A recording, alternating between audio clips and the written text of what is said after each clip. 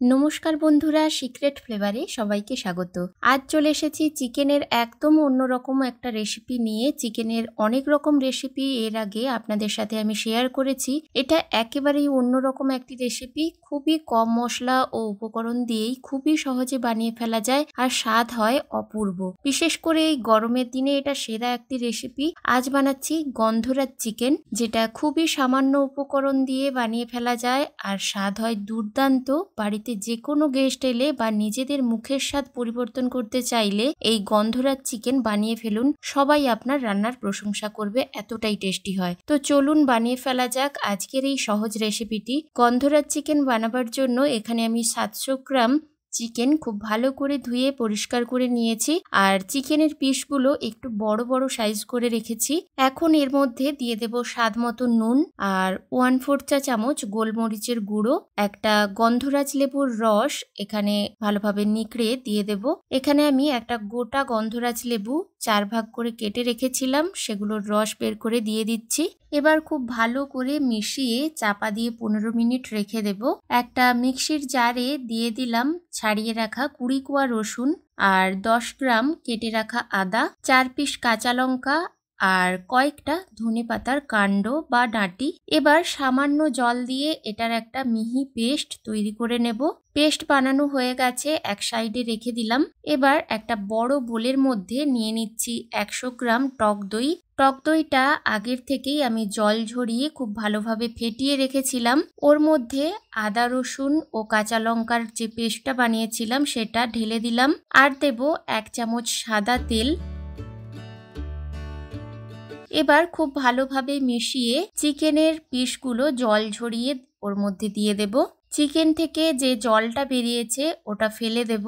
এবার সবকিছুর সাথে চিকেনটা খুব ভালোভাবে মিশিয়ে চাপা দিয়ে 10 থেকে 15 মিনিট এটাকে রেখে দেব।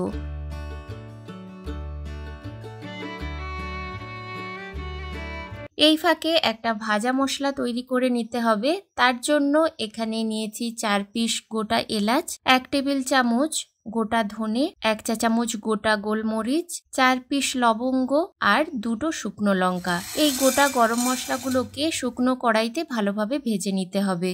সামান্য নুন দিয়ে মশলাগুলোকে ভেজে নিচ্ছি। নুন দেওয়ার কারণ হলো মশলাটা অনেক দিন পর্যন্ত স্টোর করে রাখতে পারবেন, নষ্ট হবে না। মশলার থেকে যখন সুন্দর গন্ধ বেরোতে শুরু করবে বুঝে নিতে হবে মশলাটা ভাজা হয়ে গেছে।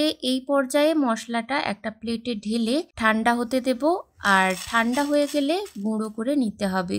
এবার কড়াইতে 2 টেবিল চামচ সাদা তেল দিয়ে দিলাম। তেল ভালো মতো গরম হয়ে যাওয়ার পর ওর মধ্যে দিলাম 2টো এলাচ, 2 টুকরো দারচিনি, একটা শুকনো লঙ্কা আর 2টো তেজপাতা। মশলাগুলোকে ভেজে নিয়ে ম্যারিনেট করে রাখা চিকেনটা ওর মধ্যে দিয়ে দেব।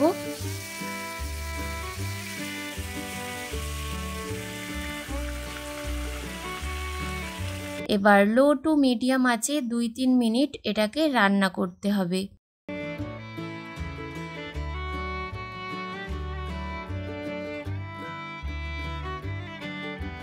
2-3 মিনিট রান্না করার পর যখন দেখবেন এটার থেকে জল ছেড়ে আসছে, ওই পর্যায়ে দিয়ে দিতে হবে স্বাদ মতো নুন আর সামান্য একটু হলুদ গুঁড়ো, 1/4 চা চামচের মতো। এবার খুব ভালো করে মিশিয়ে চাপা দিয়ে 10 মিনিট রান্না হতে দেব।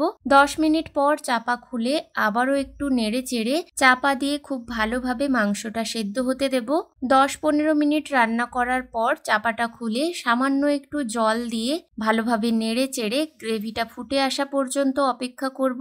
তারপর দিয়ে দিতে হবে 2টো চেরা কাঁচা লঙ্কা, 4-5 পিস গন্ধরাজ লেবুর পাতা দিয়ে ভালোভাবে মিশিয়ে নিতে হবে। ভালোভাবে মিশিয়ে দিয়ে দিন কর্নফ্লোর গোলা জল। 1 চামচ কর্নফ্লোরকে সামান্য একটু জলে ভালোভাবে মিশিয়ে এর মধ্যে দিয়ে দিতে হবে। এটা দেওয়ার পর সবকিছুর সাথে মেশাতে থাকুন, দেখবেন ধীরে ধীরে গ্রেভিটা ঠিক হয়ে আসবে। সবশেষে দিয়ে দিন সেই ভাজা মশলা 2 চামচ, আর স্বাদটা ব্যালেন্স করার জন্য সামান্য চিনি 1/2 চা চামচের মতো, আর দিয়ে দিন গন্ধরাজ লেবুর জিস্ট, মানে এই সবুজ অংশটা সামান্য গ্রেট করে দিয়ে দিতে হবে। এটা দেওয়ার কারণে গন্ধরাজ লেবুর ফ্লেভারটা চিকেনের মধ্যে খুব ভালো আসে। আর দিতে হবে গন্ধরাজ লেবুর রস, এখানে অর্ধেক লেবুর রস ব্যবহার করলাম। এবার সামান্য ধনেপাতা কুচি দিয়ে ভালোভাবে মিশিয়ে গ্যাসের ফ্লেম অফ করে 5 মিনিট চাপা দিয়ে স্ট্যান্ডিং টাইমে রাখুন। তারপর গরম গরম পরিবেশন করুন গন্ধরাজ চিকেন। খুবই টেস্টি হয় এই রেসিপিটি, আপনারা অবশ্যই একবার হলেও বাড়িতে ট্রাই করবেন। আর কেমন হলো আমাকে কমেন্ট করে জানাতে ভুলবেন না। আমার আজকের এই রেসিপি আপনাদের ভালো লেগে থাকলে ভিডিওটি লাইক করে বন্ধুদের সাথে শেয়ার করে দেবেন। আমার চ্যানেলে নতুন বন্ধু হয়ে থাকলে চ্যানেলটি সাবস্ক্রাইব করে পাশে থাকা বেল আইকনটি প্রেস করে দেবেন, যাতে আমার নতুন রেসিপির নোটিফিকেশন সবার আগে আপনার কাছে পৌঁছে যায়। আজ এই পর্যন্ত, দেখা হচ্ছে পরবর্তী একটি রেসিপিতে। ততক্ষণ সবাই খুব ভালো থাকবেন। ধন্যবাদ।